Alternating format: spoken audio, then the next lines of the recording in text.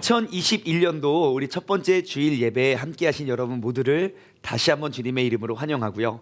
또 온라인을 통해서 또 전국이 아니라 정말 전 세계 각지에 계신 분들 모두들 주님의 이름으로 환영하고 축복합니다.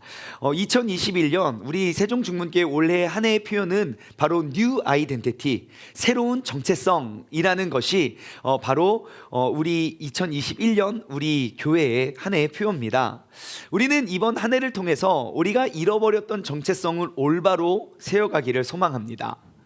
그래서 오늘부터 우리가 약 2달간 우리가 정말 우리의 신앙생활 또 그리스도인으로서 가장 기본이 되고 기초가 되는 우리의 정체성들을 우리가 회복하고자 하는 그 정체성 회복 운동을 우리가 함께 해나가길 원하는데요. 그것의 일환은 그리스도인으로서의 정체성은 무엇이고, 그리고 내가 예배자로서의 정체성은 무엇이며, 바로 교회의 정체성은 무엇이고, 그리고 내게 맡겨진 그 직분, 그 직책의 정체성은 무엇이고, 그리고 또 도피성 교회의 그 정체성은 무엇인지, 지난날 우리가 잃어버렸거나 우리가 몰랐던 그러한 정체성을 찾아서 회복할 수 있는 그러한 기간이 되기를 소망합니다.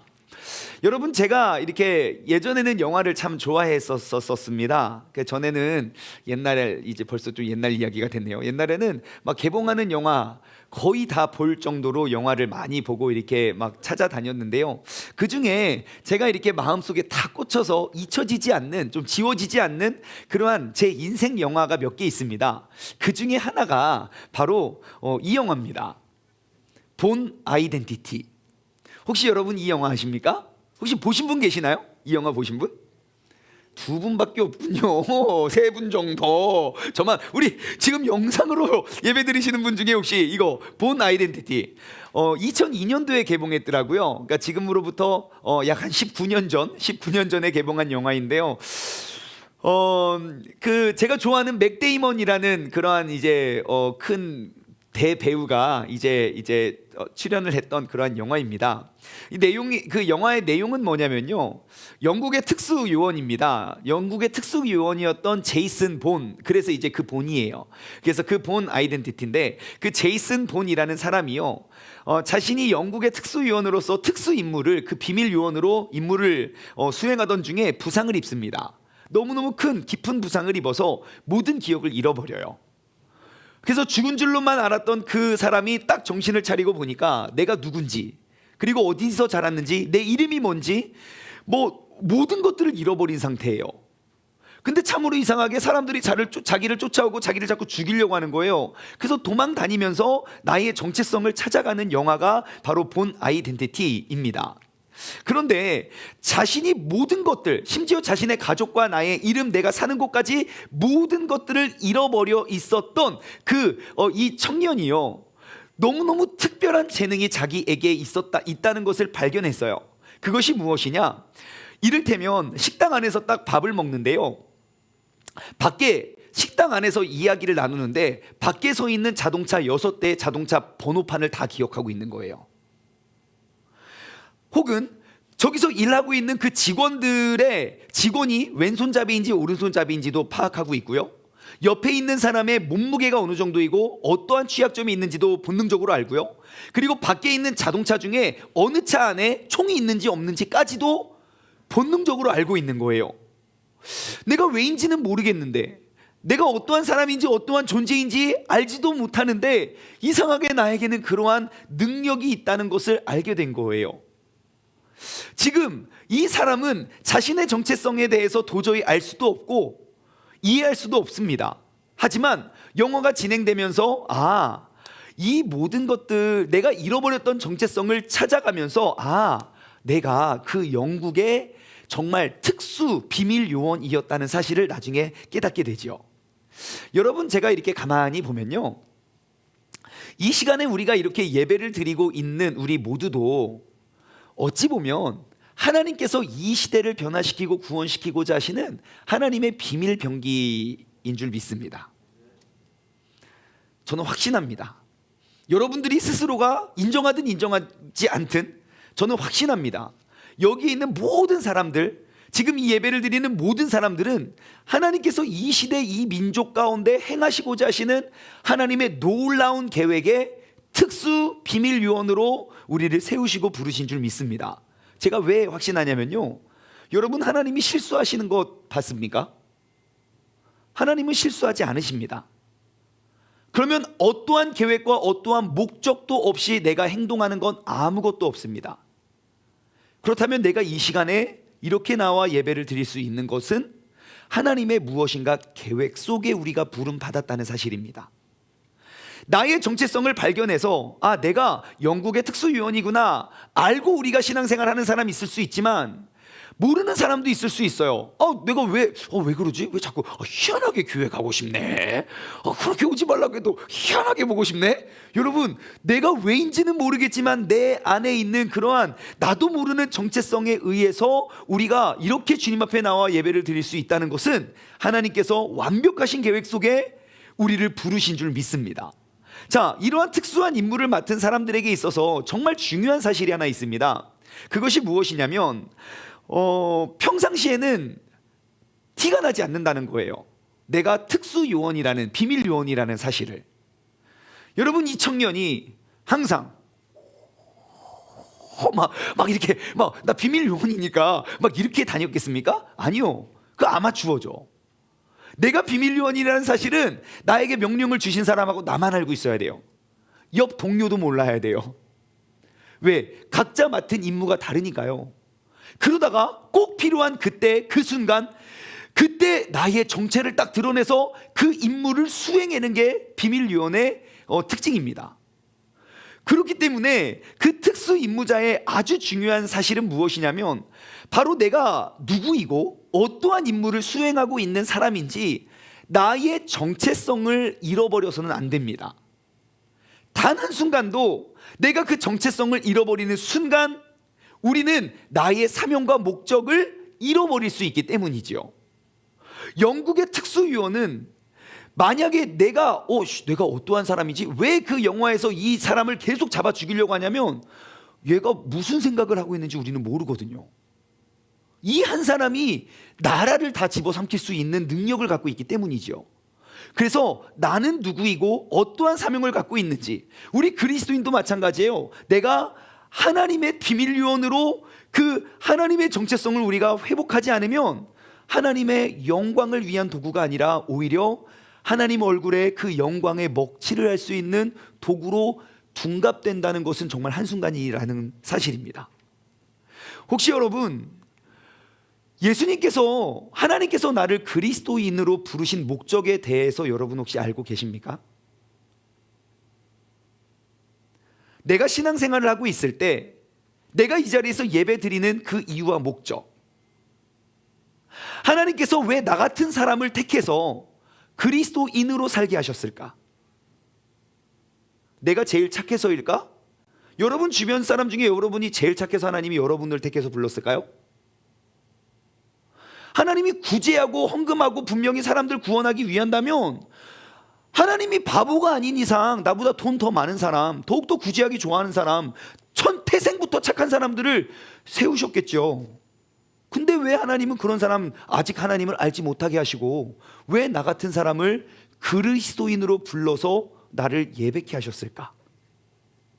점점점 혼탁해지고 어지러워져만 가는 이 세상 속에서 왜 나 같은 사람을 택해서 순전하고 거룩한 하나님의 백성으로 부르셨을까? 여러분, 이 그리스도인의 정체성에 대해서 고민해 보신 적 있습니까? 여러분, 만약에 내가 그리스도인으로서의 정체성에 이 질문에 대해서 내가 명확한 답을 할 수 없다면 우리는 정체성을 잃어버린 특수요원과 같이, 분명히 하나님은 특별한 임무 때문에 우리를 부르셨는데 나는 그 하나님께 영광과 존귀를 올려드리는 사람이 아니라 오히려 먹칠을 하고 해를 끼치는 사람이 되지 않을까 돌아보게 됩니다. 그래서 이번 올 한 해 우리가 잃어버렸던 그 정체성을 회복해 가기를 소망합니다. 오늘 본문 말씀은요, 지금까지 몰랐던 나의 새로운 정체성을 발견하며 인생이 완전히 180도 뒤바뀐 그 한 사람을 만나볼 수 있습니다. 그의 이름은 바로 우리에게 잘 알려진 사도 바울인데요, 그 바울이라는 사람은 자신의 정체성을 발견한 이후에 삶이 완전히 뒤바뀌어집니다. 그래서 어떠한 사람이 어떻게 뒤바뀌게 됐는지 우리가 한번 말씀을 통해서 한번 살펴보기 원합니다. 원래 바울이라는 사람은요, 그의 원래 이름은 사울이에요. 근데 사람들이 여기서 많은 분들이 착각을 합니다. 어떠한 착각을 하냐면, 사울은 예수님을 만나기 전의 이름이고 예수님께서 그를 만나서 바울로 이름을 개명해 주셨다고 사람들이, 많은 분들이 오해하고 있습니다. 절대 그렇지 않아요. 사울과 바울은요, 같은 사람 같은 인물입니다. 그런데 사울은 그가 지금 원래 태어났던 유대 이름이고요, 바울은 그때 로마의 식민지, 로마의 통치였거든요. 그의 속국이었거든요. 그래서 그 로마 이름이 바울입니다. 이렇게 생각하시면 돼요. 우리나라에 살고 있는 한국 사람은 이름이 하나예요. 문화가 하나니까요. 근데 미국에서 태어난 재미교포 2세, 3세들은요, 이름이 2개씩 갖고 있어요. 영어 이름과 한국어 이름. 똑같은 사람이에요. 하지만 내가 미국이라는 그런 문화권 속에 살고 있기 때문에 영어 이름을 다시 만드는 것이죠. 바울도 마찬가지입니다. 그의 원래 유대인의 이름은 사울이고, 그리고 로마 이름이 바울이에요. 같은 사람이에요. 나중에 보면 사울이라는 이름도 나중에 쓰여지는 모습도 우리가 성경을 좀 더 깊이 보면 알 수 있죠. 자, 아무튼 그리스도인으로서 그 정체성을 알지 못했던 그 바울이라는 사람은요, 예수님을 믿는 사람들을 다 잡아다가 옥에 가두는 것이 그의 사명이었습니다.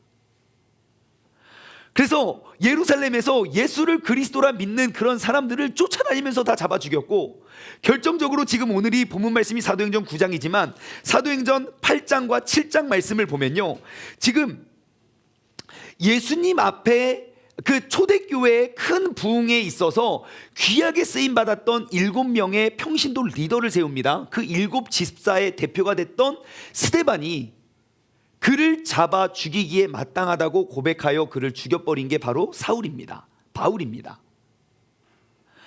그것도 이제 분에 막 이렇게 그쳐지지 않아서, 분이 삭혀지지 않아서 이 예수를 그리스도라고 믿는 이 잘못된 것들, 나는 그 어려서부터 좋은 가문에서 신앙생활, 내가 말씀에 대한 공부 정말 많이 했는데 그 예수는 우리의 구원자가 될 수 없다고 내가 확신하는데, 그래서 그 예수를 구원자라고 믿었던 사람을 싹 잡아 죽이기 위해서 대제사장을 쫓아가서 공문을 받습니다.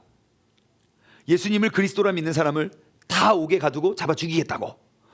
그 공문을 가지고 예루살렘에서 다메섹까지 이동을 합니다. 자, 우리가 지난주에 아브라함과 이삭, 아브라함과 야곱의 이 동선 파악을 우리가 한번 했잖아요. 지난주에 살펴봤던 지도를 보시면요, 지난주에는 뭐 우루에서 하란 갔다가 하란 했다, 베델 갔다가 베델, 에델 갔다, 이런 거 있잖아요. 자, 이 지도에 다시 보시면 다메섹이 있습니다. 다메섹이 어디 있죠? 여기 있어요. 여기 다메섹. 예. 이 지도를 좀 크게 보면 이 어딘지 아시죠? 파악이 되시죠? 지중해, 홍해, 여기가 이집트, 오늘날 이집트, 여기가 이스라엘이고, 이쪽은 유럽이고, 이쪽은 이제 아시아로 뻗어가는 그 지도예요. 지금 이 부분을 좀 확대해서 보면요, 자, 지금 예루살렘, 사해 옆에 예루살렘은 이 지역이고요, 그 다음에 다메섹은 여기 있습니다. 자, 바울이 여기서 믿었던, 예수님을 믿었던 사람들을 다 잡멸하고, 내가 이것들 다 잡아 죽이겠어 라고 하면서 다메섹이라는 대도시로 올라갑니다. 거리가 얼마나 되는지 아십니까? 예, 여기서 여기까지 올라가는 거리는 213km 정도 돼요. 뭐 가는 길에 따라 조금씩 다르겠지만 뭐 240km라고 하시는 분도 있고 그래요. 자, 아무튼 200km가 넘는 거리입니다. 뭐 타고 갔을까요? KTX 타고 갔을까요? 아니요, 발 타고 갔겠죠. 발, 튼튼한 다리. 그럼 하루에 몇 킬로씩 이동을 했을까요? 며칠 걸렸을까요? 아마 모르긴 몰라도 그냥 남자 걸음걸이로 걸어가도 한 6일에서 7일, 한 일주일 정도는 예루살렘에서, 이 다메섹에서 예수님을 그리스도라고 말하는 그러한 구원자라고 말하는 사람들 다 잡아 죽이기 위해서 마음의 결의와 결단을 하면서 7일 동안 걸어갔을 겁니다. 가는 내내 뭐만 생각했을까요? 이것들 내 눈에 띄면 다 잡아 죽일 거야. 다 감옥에 쳐넣을 거야. 니네를 좀만 기다렸는데 다 죽었어. 그 공문 들고 당당히 올라갑니다.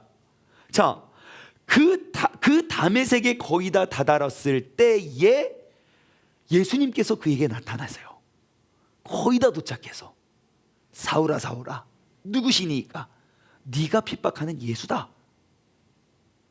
그러면서 사울의 눈을 멀게 하시고 그리고 나서 그의 눈을 띄우고 그를 통하여 새로운 일을 행하실 그 주님께서 아나니아라는 사람을 준비시키십니다. 그게 바로 오늘 본문의 내용입니다.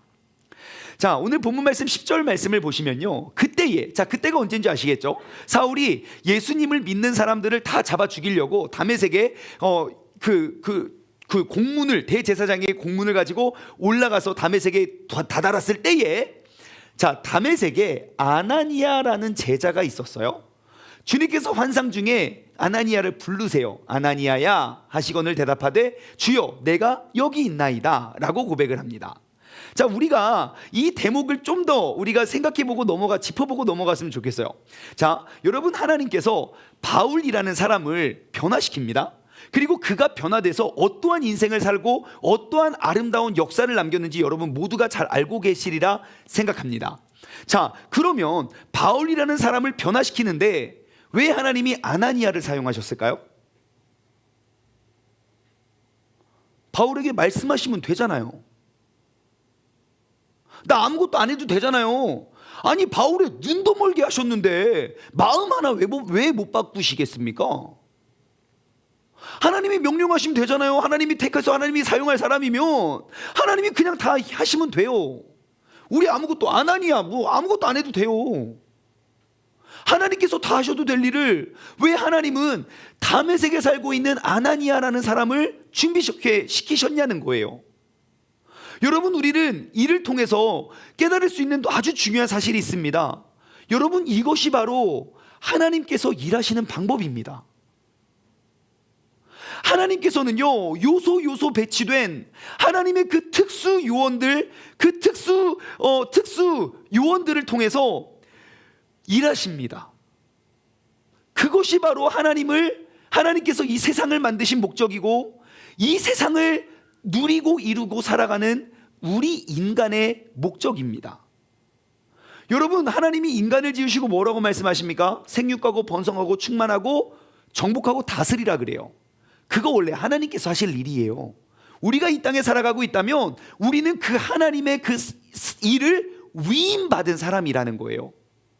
그래서 하나님께서는 직접 사울을 변화시킬 수 있지만 어차피 하나님의 능력으로 다 이루어질 일이에요. 하지만 아나니아를 통해서 일하시잖아요. 그러면 이 세상을 한번 바라보십시오. 하나님께서 이 시대에 우리 민족과 사람들에게 하나님께서 계획하신 일들이 많겠지요.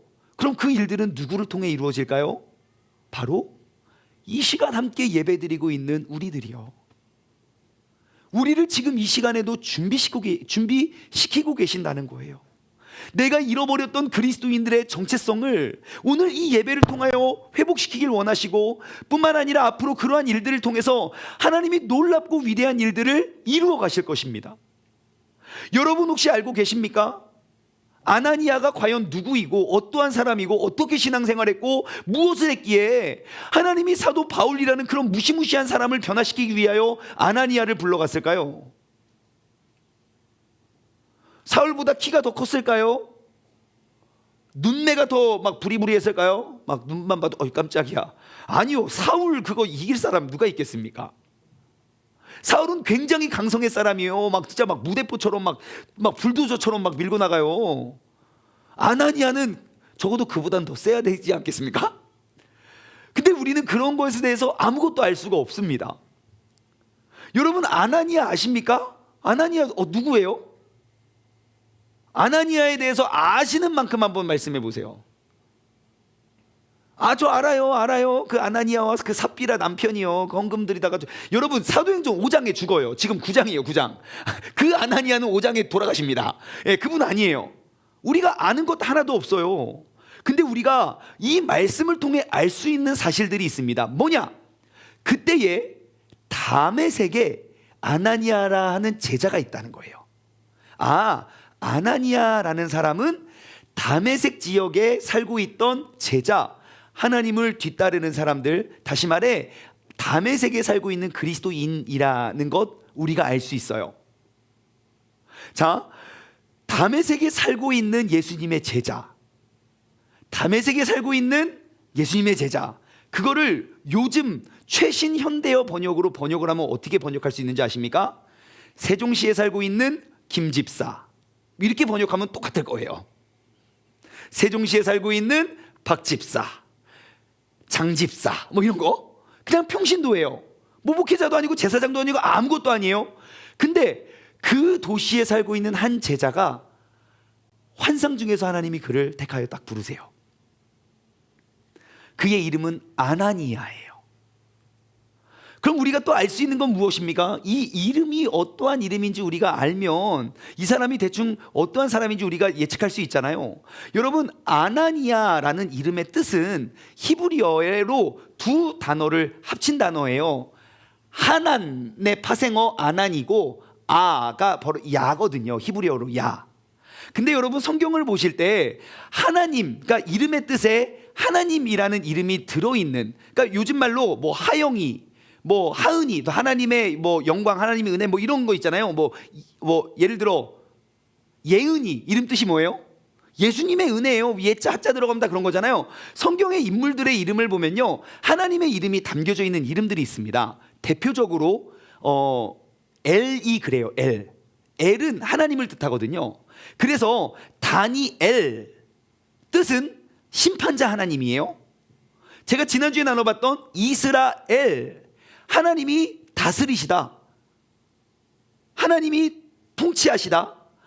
가브리엘, 그 천사, 하나님의 사람, 하나님의 영웅, 다 하나님이 들어가요. 성경에 보실 때 또 하나님이라는 이름이 들어가 있는 그 단어가 있어요. 그게 바로 야예요. 야. 그래서 이사야, 그러면 그 이름의 뜻이 하나님은 구원이시다, 구원의 하나님이에요. 이사야. 그 다음에 뭐 많아요. 느헤미야. 느헤미야 이름의 뜻이 뭡니까? 위로의 하나님. 하나님은 위로하시는 분이다. 뭐 되게 많아요. 그 중에 엘리야, 여러분 그 두 단어가 뭐라고 했어요? 하나님이라고 하는 거 엘하고 야라 그랬잖아요. 엘리야예요. 이름의 뜻이 뭔지 아십니까?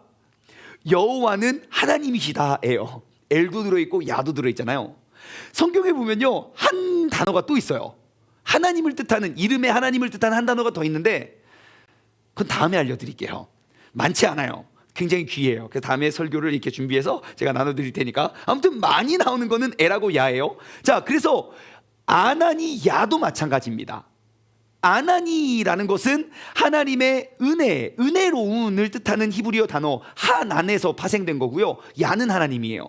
다시 말해 다메섹에 아나니아라는 제자가 있다라는 것은 세종시에 사는 예은이 정도? 하은이 정도죠. 하나님의 은혜니까요. 세종에 살고 있는 하은이에게 여호와께서 말씀하시되, 이렇게 보시면 되겠어요. 자, 아무튼 아주 평범하고 특별한 것 없는 사람입니다. 우리 모두에게도 잘 알려지지 않은 뭐 베드로나 모세 같은 막 그런 큰 이름이 아니에요. 그런데 그 아주 평범한 예수님의 제자가 어떠한 삶을 살았는지 우리는 한번 볼까요? 환상 중에 하나님이 불러 이르시되 아나니아야 하시거늘 대답하되 주여 내가 여기 있나이다. 여러분, 그리스도인들의 정체성은 뭔지 아십니까? 주님께서 부르실 때 주여 여기 있나이다 손 들고 나오는 사람들이 그리스도인들입니다. 그게 바로 예수님의 제자이고 예수님의 뜻을 따라 사는 사람들입니다. 나에게 말씀하시고 명령하시는 분의 뜻이 여기 있다면, 내가 그의 제자이고 그를 뒤따르는 그리스도인이라면 우리는 그로 따라갈 줄 아는 사람입니다. 여러분, 그리스도인은 어떠한 사람입니까? 하나님께서 부르실 때 순종할 준비가 되어 있는 사람입니다. 그렇다면 내가 과연 그리스도인인가? 내가 하나님의 제자인가? 나는 하나님을 나의 스승으로 모시고 예수님을 나의 구원자로 모시고 사는 사람인가? 그것을 증명할 수 있는 방법은 무엇입니까? 나는 나의 주인 되시는 하나님의 명령과 음성에 순종하고 있느냐 그렇지 않느냐를 보면 나의 주인이 누군지 금방 알 수 있어요. 내가 그분의 제자라면 하나님께서 나를 통하여 무엇을 원하시는지, 무엇을 말씀하실지 항상 준비하고 귀를 기울이고 있어야 된다는 것이죠. 하나님이 부르셨을 때 주님 내가 여기 있습니다 라고 손들고 나와왔던 인물들이 전 두 명 떠오르더라고요. 대표적으로 첫 번째 누구냐면요, 하나님께서 누구야 부르니까 주여 여기 있사옵나이다 하고 대답했던 사람이 구약 저기 앞에 누구 하면 생각나는 사람이 있습니까? 하나님이 이름을 부르시고 혹시 저 부르셨나요? 이렇게 나왔던 사람?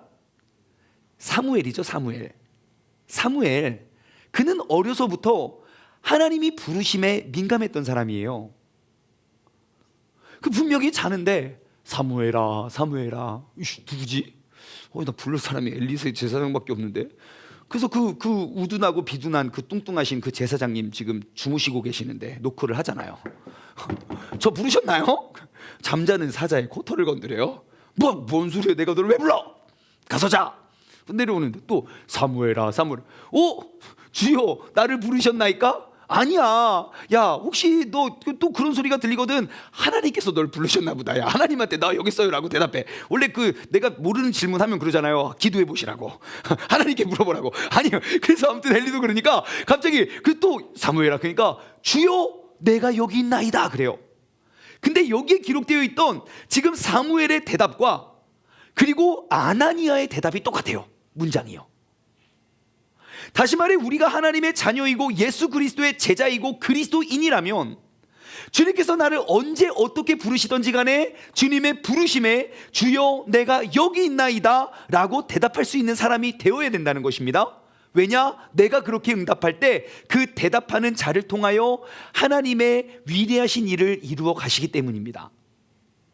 여러분 사무엘이 그 하나님께서 부르실 때 부르신지도 모르고 대답한지도 모르고 그냥 막 그러고 있었다면 여러분 그는 하나님의 제자라고 말할 수가 없겠지요. 그럼 여러분들의 귀를 한번 기울여 보십시오. 하나님이 내 이름을 부르셨던 때가 언제입니까? 예수님께서 내 마음에 요구하시고 감동을 주시고 행하길 원하시는 그 미션 언제 지령 받으셨습니까? 평생에 한 번 부르실까요? 아니요. 성경 보니까 하루에도 여러 번, 한 시간 안에도 수십 번씩 나에게 말씀하시는데요. 그거 하지 말라고, 글로 가면 안 된다고, 그냥 놔주라고, 용서해 주라고, 이해하라고. 근데 내 의지가 앞서니까 하나님의 말씀이 무시당하고 있는 거 아닙니까? 한번 돌아보십시오. 나는 누구의 제자인가?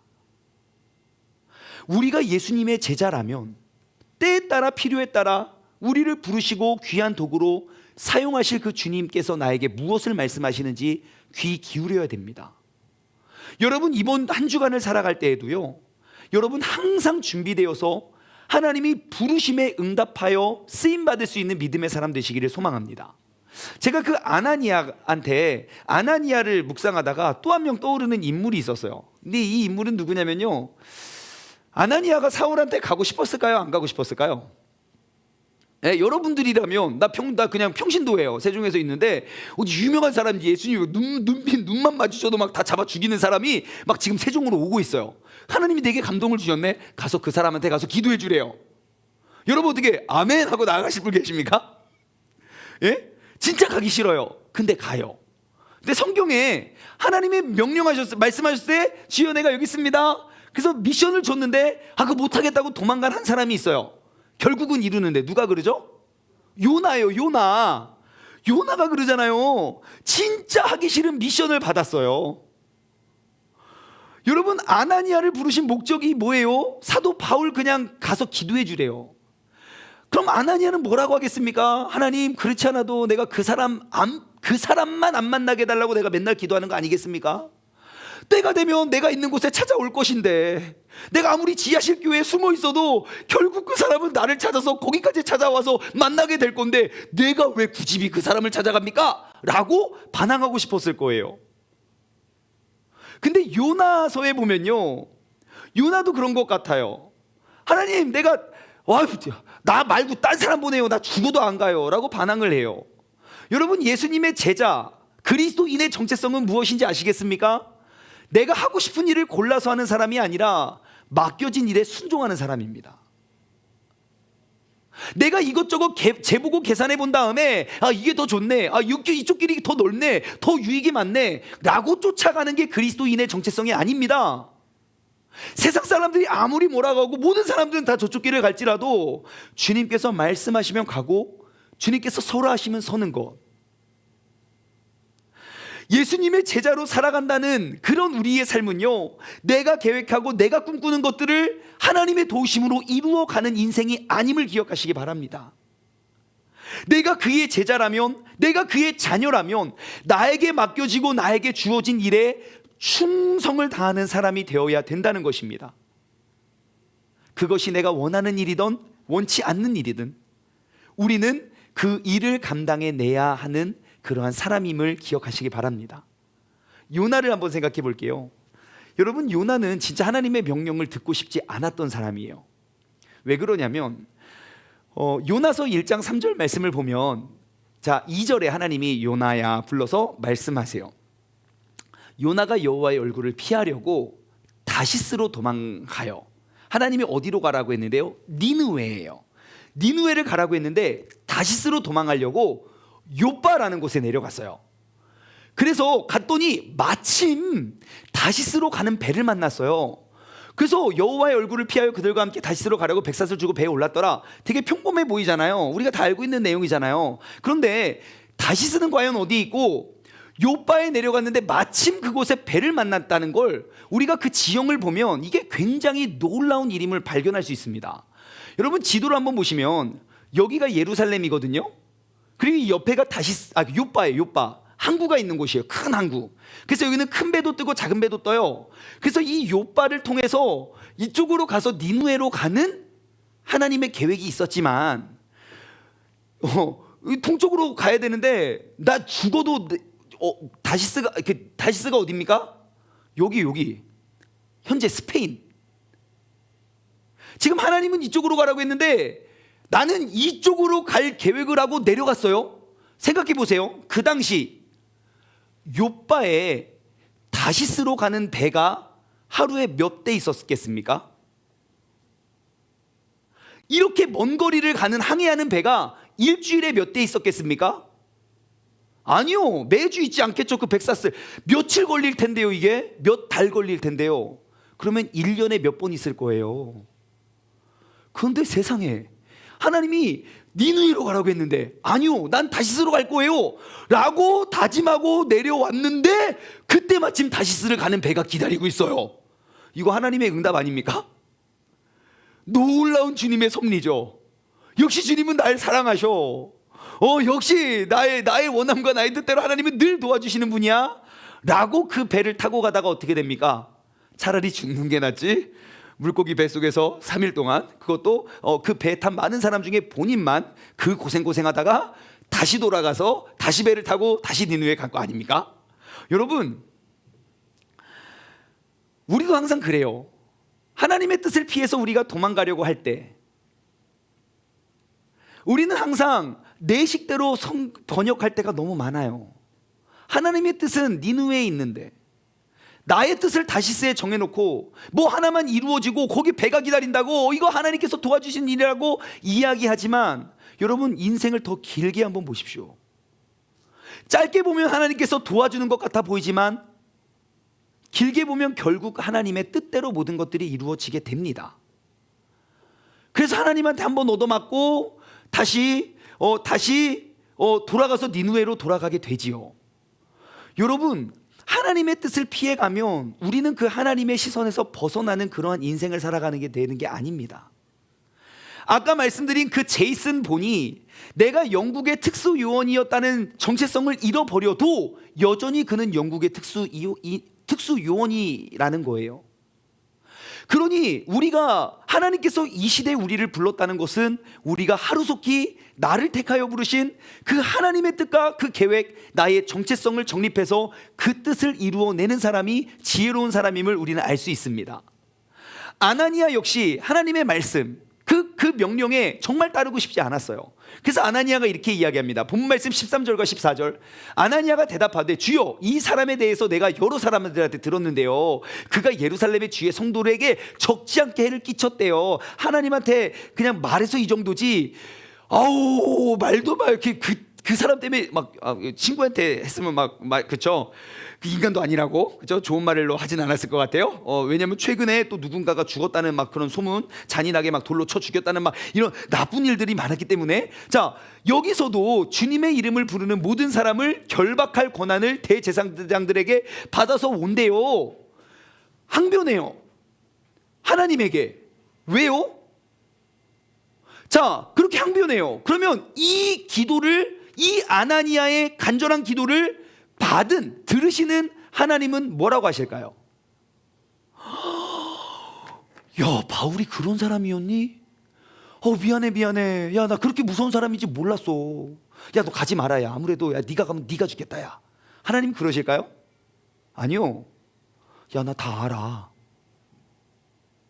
바울이 그런 사람인 거 다 알아. 네가 말하지 않은 것까지도 다 알아. 내가 그것도 모르고 너한테 그 임무 주겠냐? 하나님이 그러시지 않을까요? 여러분 우리가 하나님께 올려드리는 기도를 한번 돌아보십시오. 하나님 이미 다 알고 있는 내용들을 우리가 하나님한테 모르실까 봐 구하는 거 많지 않나요? 때가 되고 시간이 되고 타이밍이 되면 다 이루어지게 될 일, 사라지게 될 고민들 하나님 모르실까 봐 하나님 빨리 이거 빨리 좀 해주라고 빨리 왜 나한테 그 바울한테 가라고 하냐고 바울이 어떤 사람인지 하나님 모르실까 봐 계속 알려주는 기도 우리가 하고 있지 않나요? 아니요. 우리가 하나님의 제자라면 우리가 무엇을 주님께 구하든 주님께서는 이미 알고 계신다는 사실을 우리가 기억해야 됩니다. 때로는 하나님께서 우리에게 너무 부당한 것을 요구하시는 것 같은 느낌이 들 때도 있어요. 나로서는 도저히 할 수 없고 내가 생각했을 땐 분명히 나보다 이 사람에게 더 적합하며 왜 나에게 굳이 이런 걸 요구하시는지 나는 그 사람들에게는 마음도 없고 사랑도 없고 그러한 것도 없는데 왜 나한테 자꾸 그러한 마음을 주셨는지 여러분 그러한 생각 자꾸 드십니까? 여러분 제자가 된다는 것은 바로 내가 타당성을 따지는 것이 아닙니다. 그냥 내게 주신 말씀대로 순종하는 것이 바로 제자가 되는 것이고 그리스도인의 삶이 그렇습니다. 하나님이 나의 상황과 그 모든 것들을 모르실까 봐 하나님 설득하는 게 우리의 기도가 되어서는 안 돼요. 내 머리로서는 도저히 이해가 되지 않아도 하나님께서 말씀하시고 내게 감동 주시는 그대로 믿고 순종하는 것, 그것이 바로 그리스도인들의 삶입니다. 예수님 제자의 정체성은 무엇입니까? 주님께서 부르실 때 응답하는 사람입니다. 또한 주님께서 말씀하시는 그대로 순종하는 사람입니다. 여러분 오늘 우리가 이 제자로서의 정체성이 회복되어지시기를 주님의 이름으로 간절히 소망합니다. 자 다시 본문 말씀으로 돌아와서요. 아나니아가 하나님한테 그렇게 알려줘요. 사울 그 사람 이상한 사람이에요. 나 그 사람 안 보고 싶어요. 그러니까 하나님이 이렇게 대답하십니다. 15절인데요. 주님께서 이르시되 주님께서 말씀하세요. 그 이야기를 다 듣고 뭐라고 합니까? 야 미안하다. 야 너 부담 줘서 미안하다. 그거 하지 마 라고 안 하세요. 그 이야기를 다 듣고 가라 그래요. 이 사람은 나의 이름을 이방인과 임금들과 이스라엘 자손들에게 전하기 위하여 택한 나의 그릇이다 그래요.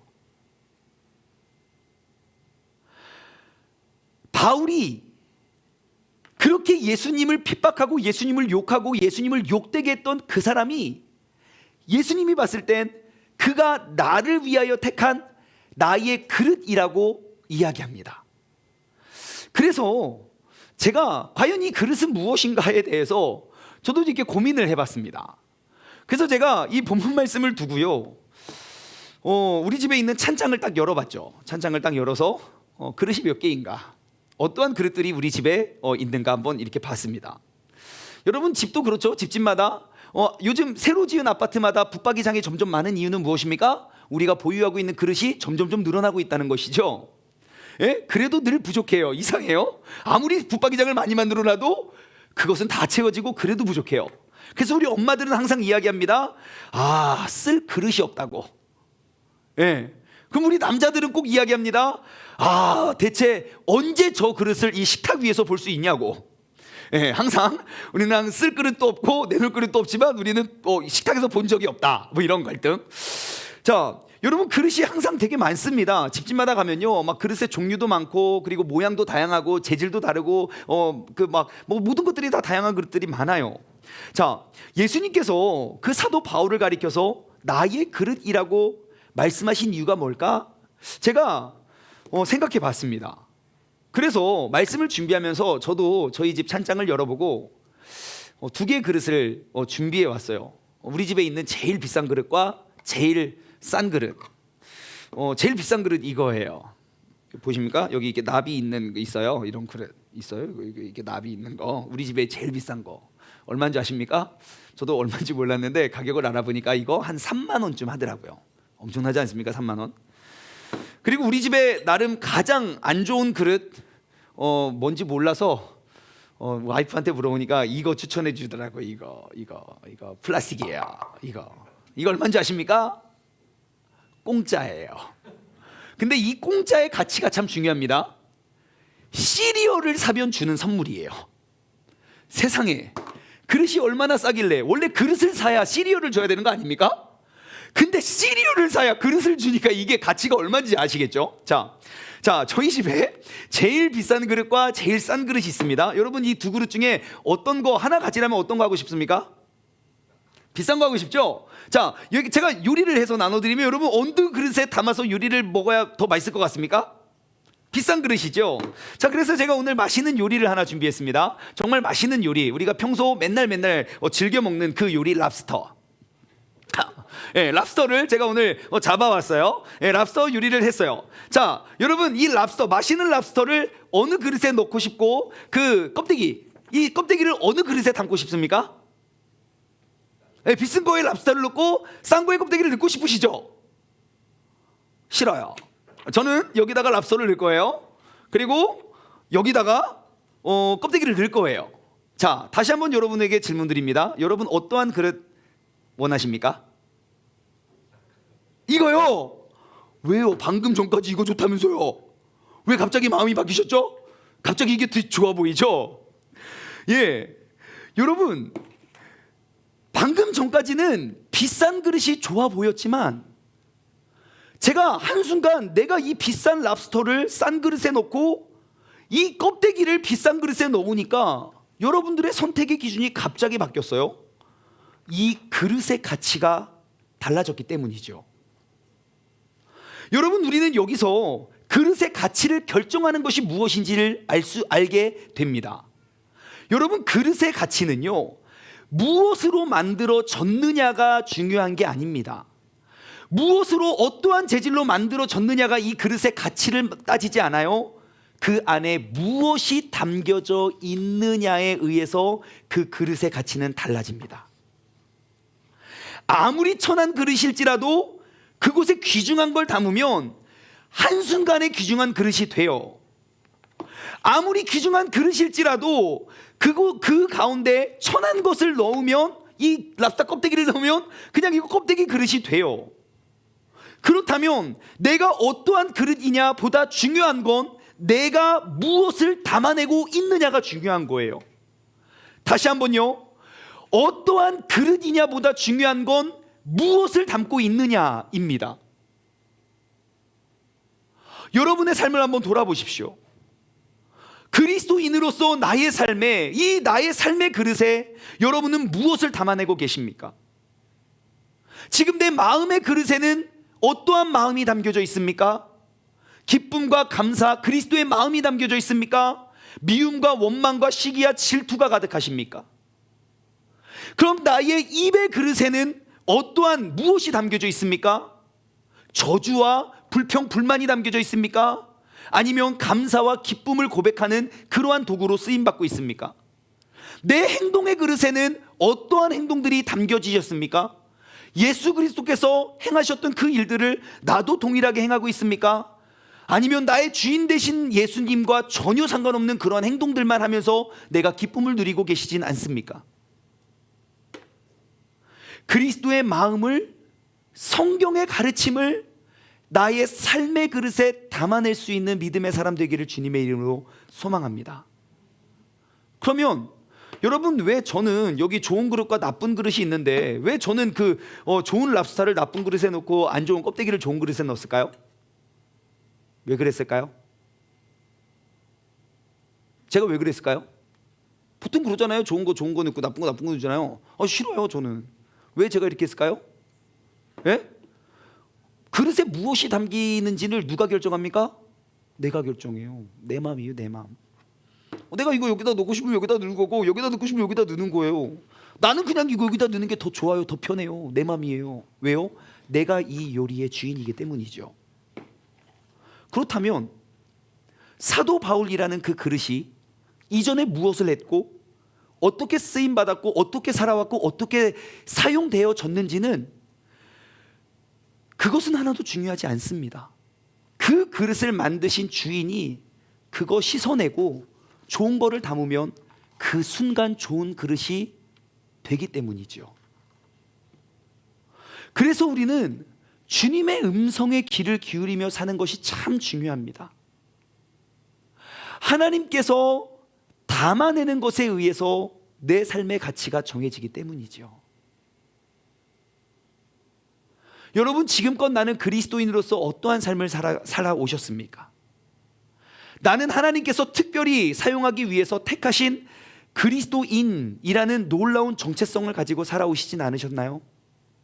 혹은 내가 그리스도인이지만 아직도 내가 무엇 또한 정체성인지 알지 못해서 원망만 하고 사시진 않으셨나요? 이전에 나의 삶에 무엇을 담아왔던지 그것은 하나도 중요하지 않습니다. 그 과거에 매여서 새롭게 담기고 새롭게 바뀌어낼 내 삶의 가치를 여러분 포기하지 마십시오. 내가 주님 손에 붙들려 있다면 그의 도구라는 정체성을 회복하는 것이 너무너무 중요합니다. 사람들이 뭐라고 하든지 간에 내가 그 주님의 뜻을 바라보고 나아가는 것. 여러분, 만약에 이 좋은 그릇이 미나의 손에 들려 있다고 생각해 보십시오. 올해 5살이 된 제 딸. 여러분, 이 그릇은 어떠한 그릇이 될까요? 끔찍한 그릇이 되겠죠. 얘는 뭐 오만 것 뭐 이런 거 없습니다. 뭐 더럽고 깨끗한 것도 없습니다. 그냥 자기 넣고 싶은 거 넣습니다. 아마 화장품 그릇이 될 수도 있고요. 그리고 뭐 장난감 그릇이 될 수도 있고요. 그 다음에 뭐 간식을 주면 거기다 또 과자 그릇이 될 수도 있고요. 아니면 물감 그릇 될 수도 있어요. 그 밑도 끝도 없더라고요. 우리 막 밥 먹는데 컵에다가 막 물감을 뿌려서 막 그러고 좋다고. 아마 그렇게 될 수가 있을 거예요. 자, 분명히 좋은 그릇이지만 누구의 손에 달려있느냐에 따라서 이 그릇에 대한 기대치가 굉장히 낮아지겠죠. 근데 똑같은 그릇이에요. 근데 우리의 삶을 이렇게 큰 도움을 주고 윤택하게 도와주는, 늘 우리에게 새로운 기대를 가져다주는 우리 백종원 형님 계시잖아요. 항상 그 맛있는 요리를 쉽게 가르쳐 주시는 그분. 자, 똑같은 그릇을 만약에 백종원의 손에 들려 있다고 생각해 보십시오. 그리고 그가 이 그릇을 그냥 가지고 주방으로 들어갔어요. 그럼 우리의 마음은 어떻게 되나요?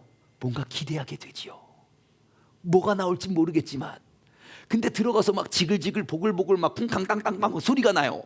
냄새가 나요. 그럼 우리는 어떻습니까?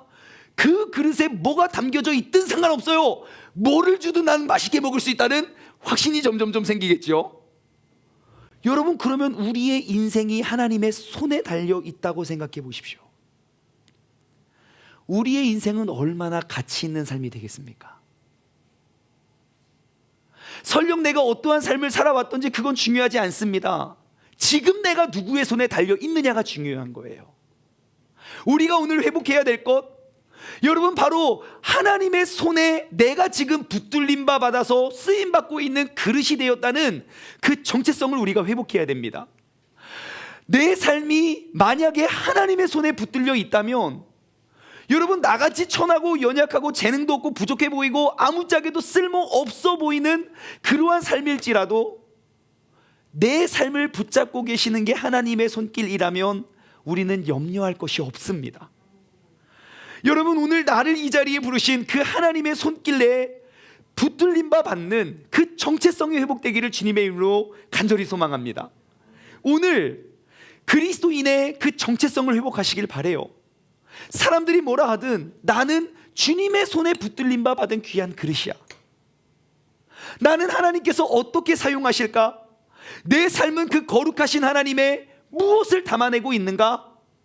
주님께서 사용하시는 곳에 내가 쓰임받는 그릇이 되기를 주님의 이름으로 간절히 소망합니다. 적용 질문을 드립니다. 여러분 한 주간 잘 한번 생각하고 묵상해 보았으면 좋겠어요. 첫 번째, 하나님께서 부르실 때 내가 응답하기 위해서 여러분의 삶을 어떻게 준비하시겠습니까? 여러분, 하나님은 일생에 한 번 나를 부르시지 않으세요. 끊임없이 나를 부르고자 하는, 나를 사용하고자 하는 그러한 요청이 있을 거예요. 그 성령님의 인도하심과 이끌림 속에 우리는 살아가야 돼요. 그럼 과연 하나님께서 부르실 때 내가 그 음성이 들리기 위해서, 순종하고 따르기 위해서 나는 무엇을 준비하며 살아가야 될까요? 이 시간 우리가 한번 생각해 봤으면 좋겠어요. 두 번째, 혹시 여러분 하나님께서 나를 부르셨을 때 도망쳤던 경험은 없으셨나요? 요나처럼 나 못 가겠어요. 나 진짜 다른 건 다 해도 난 그거는 못 하겠어요. 우리가 도망쳐서 그 뜻이 이루어지지 않았죠. 하나님 포기하실 것 같습니까? 아니요. 나를 통하여 행하시고자 하시는 그 일을 또 요구하십니다. 우리가 한번 지난날 그렇게 도망치고 반항했더니 어떠한 일들이 벌어졌는지 한번 돌아보십시오. 마지막으로 세 번째, 나는 그럼 그 그리스도인으로서 무엇을 담아내고 있습니까? 사람들이 인정하든 인정하지 않든 그것은 크고 중요하지 않습니다. 내가 지금 누구의 손에 붙들려 있고 나는 무엇을 담고 있는지가 중요합니다. 여러분, 오늘 이 시간 내가 그 주님의 위대하신 사명을 내 마음속에, 내 영속에, 그릇에 담아내길 바랍니다. 아직까지 내가 담지 못했다면 여러분 무엇을 담아내고 싶습니까? 하나님의 은혜, 하나님의 긍휼, 인자, 자비, 사랑, 선행, 너무너무 담아낼 게 많아요. 그럼 내가 담아내고 싶은 그 예수 그리스도의 모습은 무엇인지 우리가 돌아보았으면 좋겠습니다. 오늘 말씀을 맺으며 우리가 이 찬양 고백하길 원합니다. 찬양의 가사말은 이렇습니다. 주님 말씀하시면 내가 나아가겠습니다. 주님의 뜻이 아니면 내가 거기서 멈추어 서겠습니다. 내가 가고 서는 것, 그것은 바로 주님의 뜻에 있으니 주님 나를 이끌어 주소서. 주님께서 뜻하신 그곳에 내가 있길 원합니다. 주님께서 이끄시는 대로 내가 순종하며 살겠습니다. 연약한 내 영혼을 통하여 일하시옵소서. 오 주님 나를 이끌어 주소서. 우리가 이 찬양의 가사를 고백하면서 여러분 나의 그릇됨, 그리스도인의 정체성이 회복되기를 주님의 이름으로 소망합니다. 함께 찬양하겠습니다.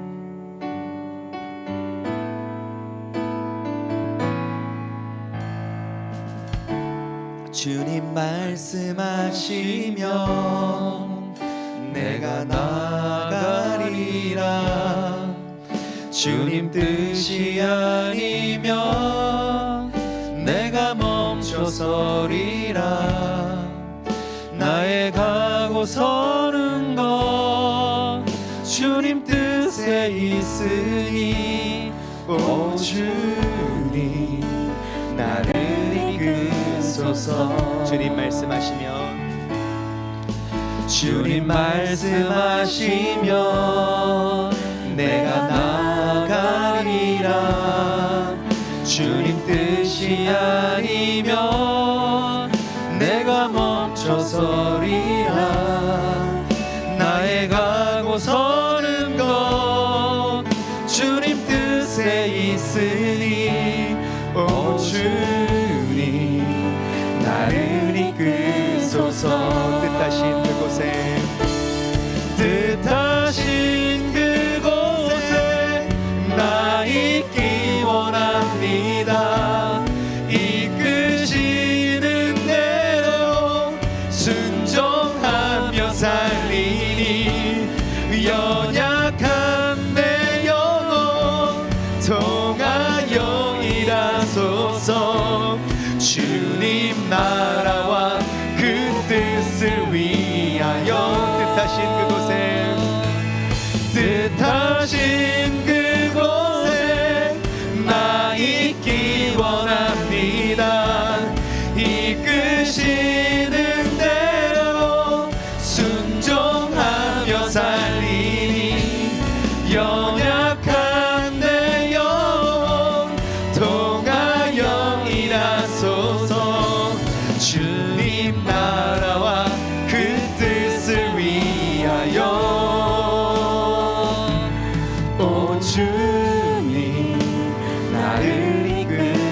주옵소서. 이 시간 우리 함께 기도하며 나아가길 원합니다. 주님, 지금까지도 인도하신 주님, 이제는 나의 뜻을 위하여 그 주님을 도용하는 사람이 아니라 주님의 뜻을 따라가는 것이 그리스도인의 정체성임을 우리가 회복하길 원합니다. 내가 그리스도인으로서 주님의 마음과 주님의 말씀과 그 성품을 이 연약한 그릇에 담아낼 때 나는 하나님짜리 하나님의 가치로 이 땅을 살아갈 수 있는 그러한 도구가 될 줄 믿습니다. 주님, 나를 사용하여 달라고 다 같이 주님의 이름 한번 부르짖고 합심하여 기도하겠습니다. 주여, 하나님 아버지 감사합니다. 주님께서 이끄시는 대로 아버지 내가 순종하며 나아가길 원합니다. 주님께서 말씀하시면 내가 나아가고 그것이 주님의 뜻이 아니라면 내가 멈추어 서길 원합니다. 나의 가고 서는 것, 그것은 내 뜻, 내 의지에 담겨 있는 것이 아니라 바로 주님의 뜻에 담겨 있고 아버지 하나님께서 늘 아버지 나에게 말씀하시고 이끄시는 대로 내가 순종하며 나아갈 수 있는 믿음의 사람 되게 하여 주옵소서. 주님의 뜻하신 그곳에 내가 서 있기를 원합니다. 주님께서 이끄시는 대로 내가 순종하며 나아가길 원합니다. 아버지, 연약한 나의 영혼을 통하여 아버지 놀랍고 위대하신 그 주님의 뜻이 이 땅 가운데 이루어지게 하여 주옵소서. 나는 이 시대 가운데 무엇을 할 수 있을까? 내가 나를 돌아보면 너무너무 연약하고 할 수 없는 것처럼 보이는 천한 그릇에 불과하지만 그 그릇에 그 주님의 은혜와 주님의 능력과 주님의 손길이 담겨지면 그 작은 그릇도 아버지 너무너무 귀하게 쓰임받을 수 있는 값진 그릇이 되는 줄 믿습니다. 아버지, 주님께서 우리와 동행하여 주시고 우리 함께하여 주시고 아버지, 우리의 연약한 모습을 통하여 아버지 하나님의 놀랍고 위대하신 역사가 이 땅 가운데 이루어지고 진행되게 하여 주시옵소서. 아버지 하나님, 오늘 이 예배를 통하여 내가 잃어버렸던 나의 그리스도인의 정체성을 회복해 가길 원합니다. 그리스도인의 정체성은 바로 그릇됨입니다.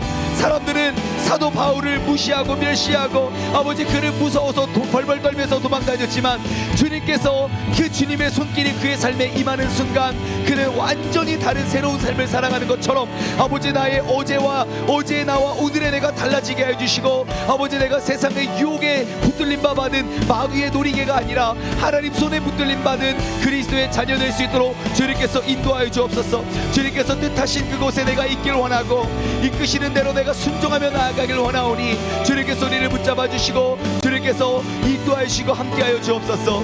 아버지, 주님의 나라와 그 뜻을 위하여 우리가 나아갈 수 있는 믿음의 사람 되게 하여 주시옵소서.